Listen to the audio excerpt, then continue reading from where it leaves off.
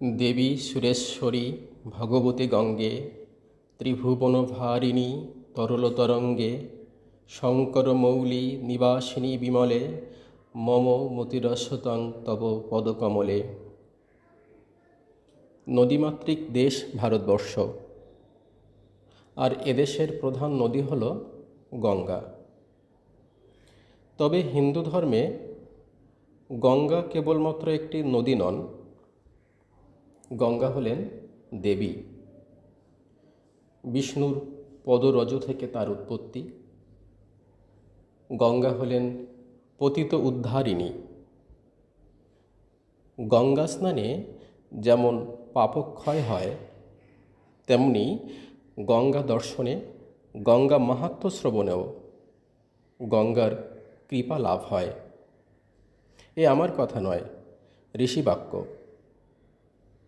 স্কন্দপুরাণে বলা হয়েছে, কলিযুগে গঙ্গাই হলো একমাত্র তীর্থ।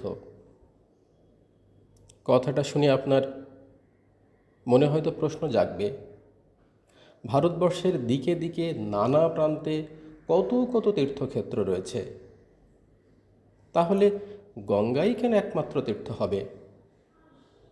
সঙ্গত প্রশ্ন, কিন্তু আমরা তো জানি ঋষিবাক্য, দেববাক্য এসব কখনো মিথ্যা হয় না। ফলে গঙ্গাকে যে একমাত্র তীর্থ বলা হয়েছে, এ কথাও মিথ্যা নয়। আপনারা ভেবে দেখুন, সেই হিমালয় থেকে উৎপন্ন হয়ে কত নগর জনপদ অতিক্রম করে গঙ্গা এসে সাগরে মিলিত হয়েছে। গঙ্গার এই দীর্ঘ যাত্রাপথের দুধারে কত কত তীর্থক্ষেত্র, দেবভূমি দাঁড়িয়ে রয়েছে। সেই সমস্ত তীর্থরেণু, দেবভূমির সৌরভ এসে মিশে গেছে গঙ্গার বারি প্রবাহের সঙ্গে।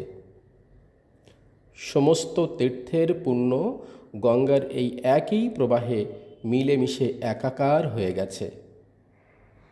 তাই গঙ্গা স্পর্শে সমস্ত তীর্থকে, সমস্ত পূর্ণভূমিকে স্পর্শ করা হয়। গঙ্গাই তাই একমাত্র তীর্থ, যার মধ্যে মিলেমিশে একাকার হয়ে গেছে সব তীর্থ, সব দেবতার ঐশী ক্ষমতা। স্কন্দপুরাণে তাই বলা হয়েছে, যে ব্যক্তি গঙ্গা স্নান করে সে সমস্ত তীর্থ স্নানের, সমস্ত যজ্ঞানুষ্ঠানের এবং সমস্ত ব্রত উদযাপনের ফল লাভ করে। পুরাণ কাহিনী থেকে আমরা জানি, কপিল মুনির অভিশাপে সগর রাজার 60,000 পুত্র ভস্মীভূত হয়ে যায়। মৃত এই পিতৃপুরুষগণকে উদ্ধার করবার জন্যে ভগীরথ স্বর্গ থেকে গঙ্গাকে মর্তে নিয়ে আসেন। স্বর্গলোকবাসিনী দেবী গঙ্গা যেদিন মর্তে অবতীর্ণ হন, সেই দিনটি ছিল জ্যৈষ্ঠ মাসের শুক্লপক্ষের দশমী তিথি, হস্তা নক্ষত্র এবং মঙ্গলবার। জ্যৈষ্ঠ মাসের শুক্লপক্ষের দশমী তিথি, তাই মর্ত লোকবাসীর কাছে বড় সৌভাগ্যের দিন একটি। বলা হয়ে থাকে, এই দিন গঙ্গা স্নান করলে 10 রকম পাপ থেকে পরিত্রাণ লাভ করা যায়। 10 রকম পাপ থেকে পরিত্রাণ লাভ করা যায় বলে এই দিনকে দশহরা বলা হয়ে থাকে। এই দশহরা হলেন দেবী গঙ্গা। তিনিই 10 রকম পাপ থেকে আমাদেরকে মুক্তি দেন। দশহরা তাই একদিকে যেমন দেবী গঙ্গাকে বোঝায়, অন্যদিকে দশহরা একটি পুণ্য তিথিও বটে। দশহরায় গঙ্গা স্নান করলে যে 10 রকম পাপ থেকে পরিত্রাণ লাভ করা যায়, সেগুলির মধ্যে 3টি হলো দেহগত পাপ, 4টি বাক্যগত পাপ এবং 3টি মানসিক পাপ। দেহগত পাপ অর্থাৎ যা আমাদের শারীরিক ক্রিয়াকর্মের সঙ্গে যুক্ত, যেমন চুরি করা, অযথা হিংসা করা বা অকারণে প্রাণী হত্যা করা এবং পরস্ত্রীর সম্ভোগ।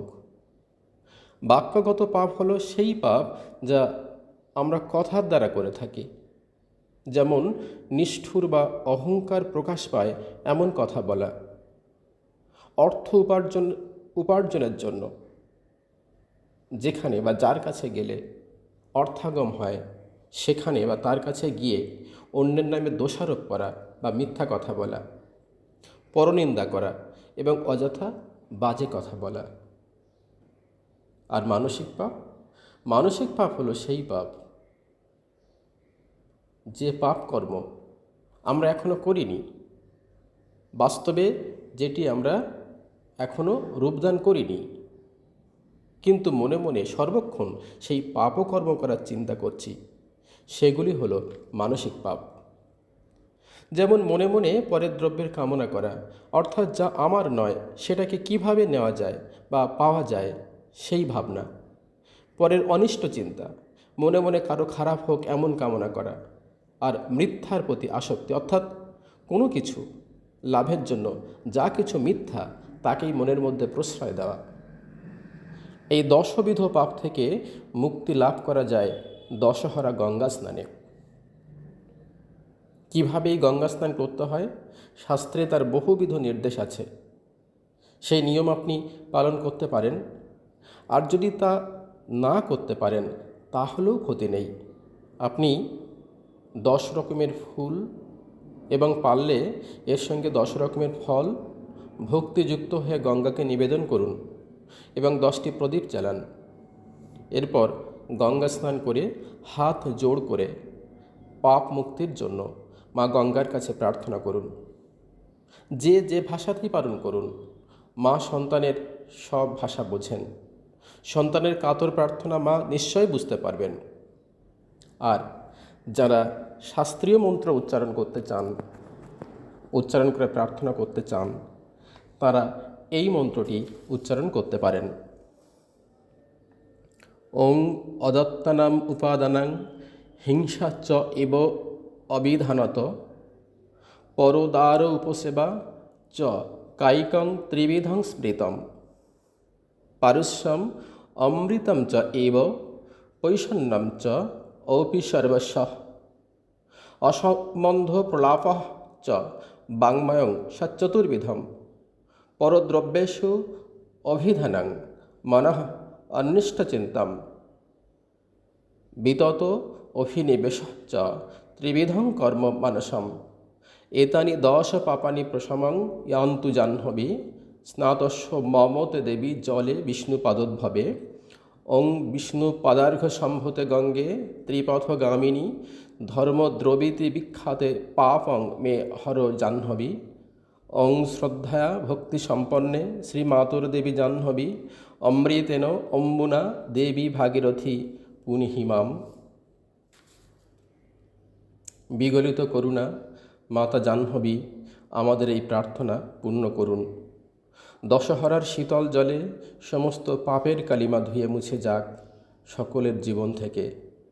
পাপ মুক্ত নির্মল শুভ্র দেহমন ও আত্মার অধিকারী হয়ে উঠুন সবাই। মাতা জাহ্নবীর কাছে আমার এই কামনা। সকলে ভালো থাকুন, সুস্থ থাকুন, সৎ পথে থাকুন।